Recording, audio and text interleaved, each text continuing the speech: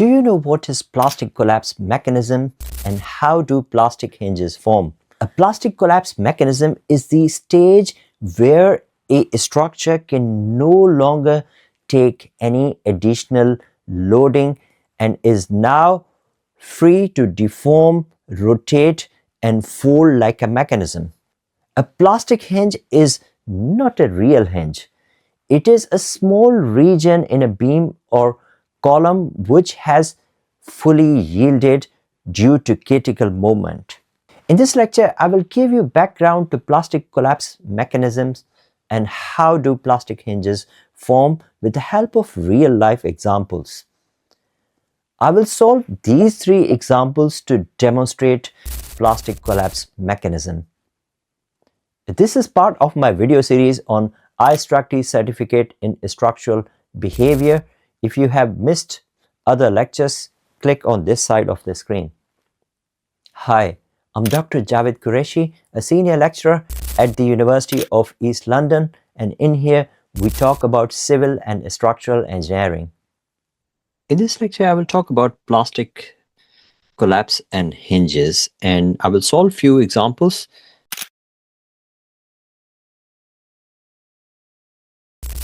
The first example is that pick the most visible plastic collapse mechanism. There are four options to choose from here, but it's very difficult to understand that which will be plastic collapse mechanism till you understand what is plastic collapse and why does it happen. So I want to give you some overview or background of plastic collapse before I start solving the examples, and that way you will be able to understand it really properly, the essence of the lecture. So let's go through some theoretical background.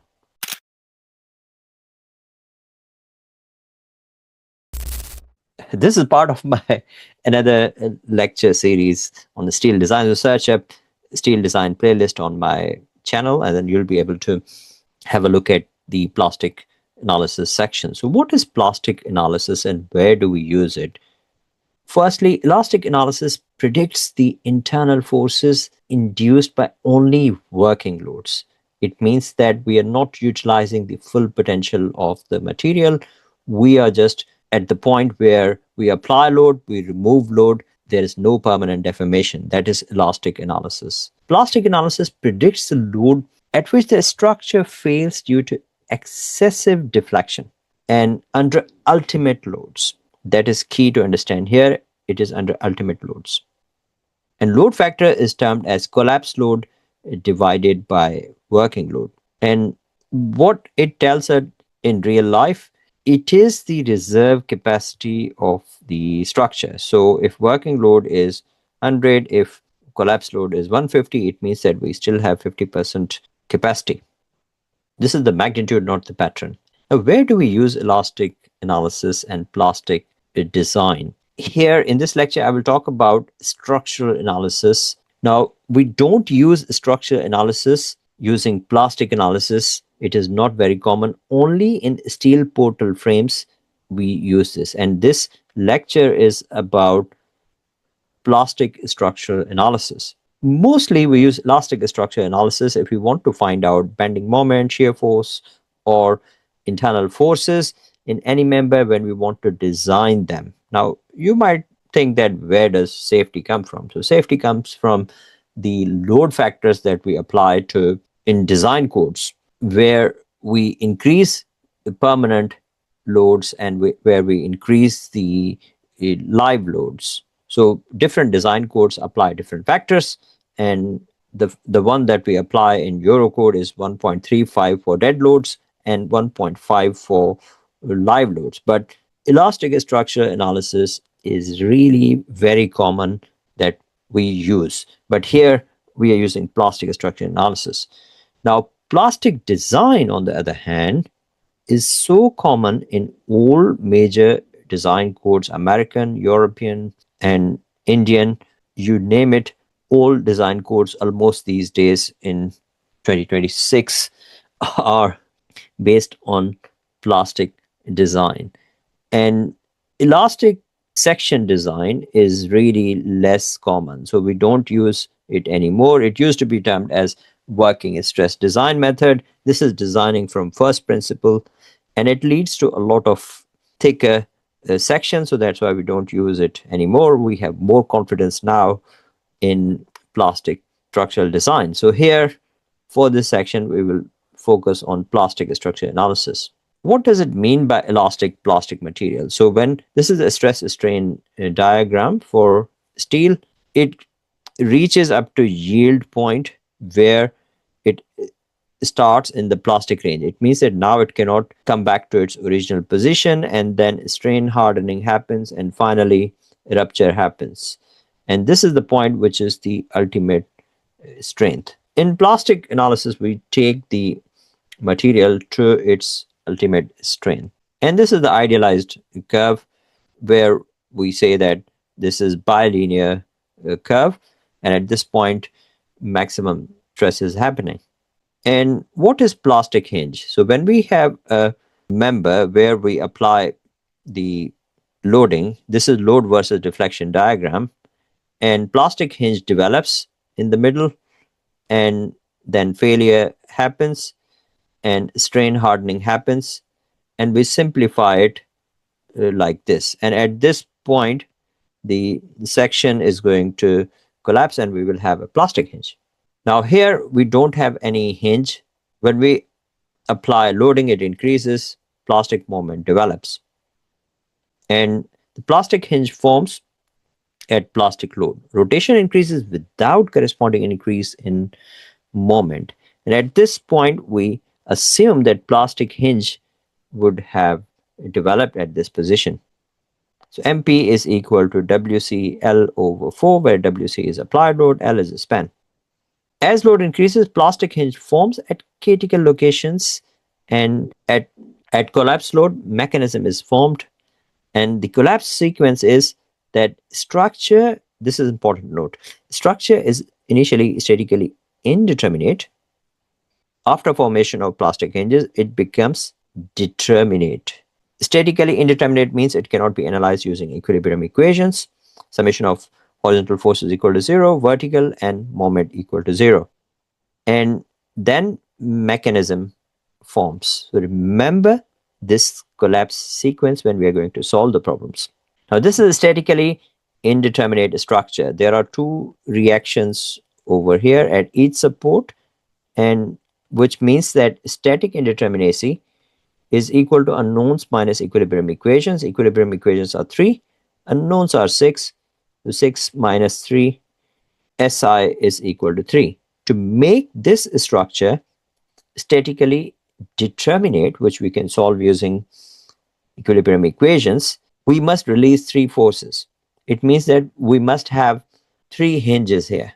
And after 3 hinges, this statically indeterminate structure becomes a determinate structure, and you will see how. So first hinge forms over here due to negative moment. So remember that the bending moment diagram will be like this. So you will have maximum bending over here. Hinges always happen either at continuous supports or where loads are applied.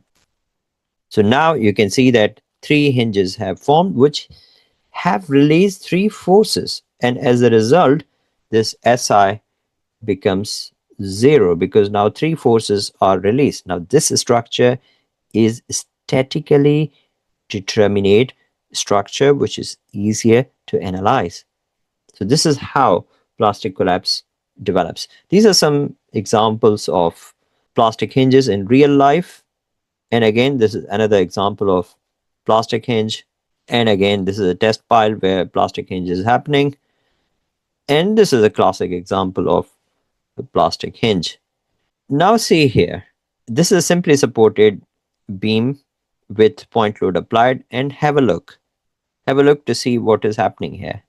Load is applied, it is increasing, and then increasing, and finally plastic hinge forms. Now, large deformations happen when plastic hinge is formed. Now this is a beam with fixed ends. It means that SI for this is equal to unknowns minus equilibrium equations. Unknowns are 3 reactions at each support on other side as well. So 6 minus 3 equilibrium equations, so 3. It means that the hinges should be 3. And let us see what happens. And they develop at maximum bending moment. So 2 hinges first, and this is not a mechanism yet. Mechanism means failure. And then third hinge develops. So this is how plastic hinge forms. Now I will go back to the original. So this is the elastic region here, and between these 2 points we have elastic plastic, and beyond these points we have plastic. Now this is for plastic hinge when we are talking about the plastic section design, but I will not go into details of plastic section design. You can search up the steel design lecture notes where I talk about this entire plastic section design. So let me go back to the original one, the original example. Now it would be easier for you to figure out. First of all, this structure has got 3 reactions here and 3 reactions at each support. And because we have a pin over here, so I will simply isolate this structure. This structure is not doing anything with the main structure. So I will simply discard this point. So at the minute, static indeterminacy is equal to unknowns minus equilibrium equations. Unknowns are at each support I have 3 reactions. So unknowns are 6 minus equilibrium equations are 3. So I will get SI is equal to 3. This means that the structure should develop 3 hinges so that it can be turned into statically determinate structure. So now I think that the moment diagram will be like this.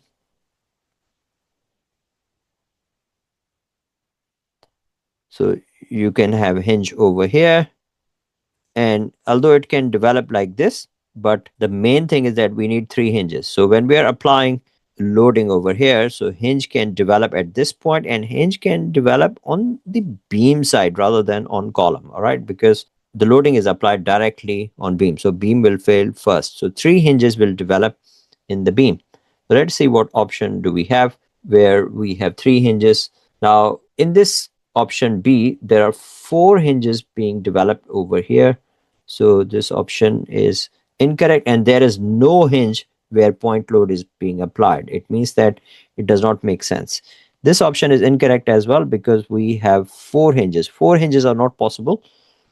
We should have 3 hinges. This hinge already exists, and there is no hinge where point load is being applied. So this is wrong. Again, for this option, we have 1, 2, 3, 4, 5. We don't need 5 hinges.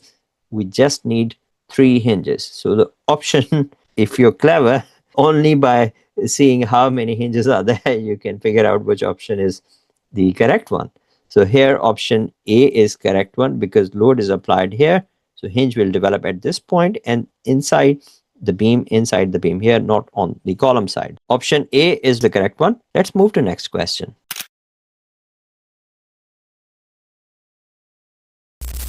In this question, again, have a look.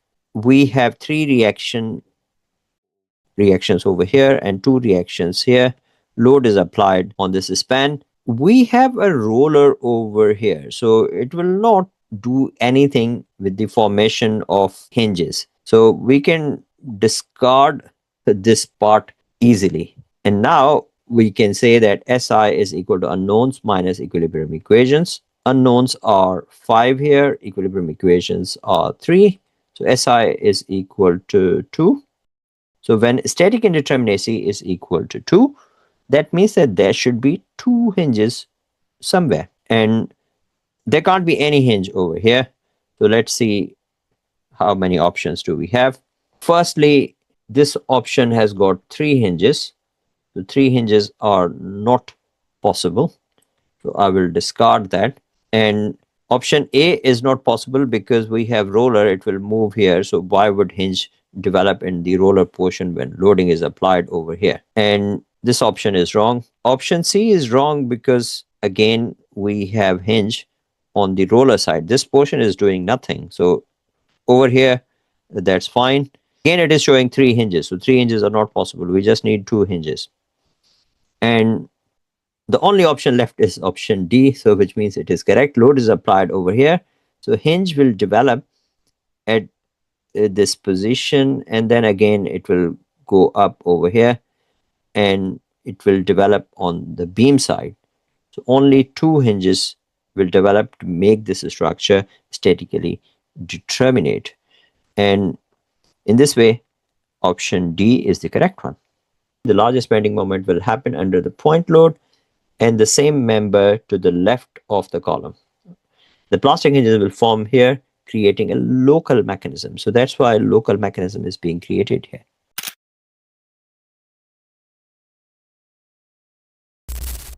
This one is really interesting. Now here we don't have any option to isolate the structure. In this question, what do we do? There are three reactions at each support. It means that SI, static indeterminacy, is unknowns minus equilibrium equations. Unknowns are three reactions at each support. So there are three supports over here.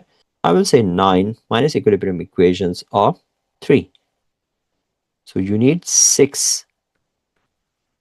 You need 6 plastic hinges, and let us see how we can find these 6 plastic hinges. So first we are applying loading over here at point P. We will see what happens. First of all, option A is incorrect. The reason is that we need 6 plastic hinges. Option C is incorrect as well. The reason is we need 6 plastic hinges, not 3. And in option B, 1, 2, 3, 4, 5, 6, 7, we have 7 hinges. So we don't need 7 hinges, we need 6 hinges. So that's why this is incorrect. Just by counting the number of hinges, you're able to get the answer without deeply understanding the question. So here we have 6 hinges. So option D is the correct one. This makes sense. So when you apply loading and when you have UDL applied over here, this will push it. I think this was the loading. Let me double check. Yes. This will push the beam down, and as a result, you will have plastic hinge in the beam. And because we have horizontal load applied over here as well, so that's why it will develop the plastic hinges in columns. And again, because of the horizontal load, we will have plastic hinges here.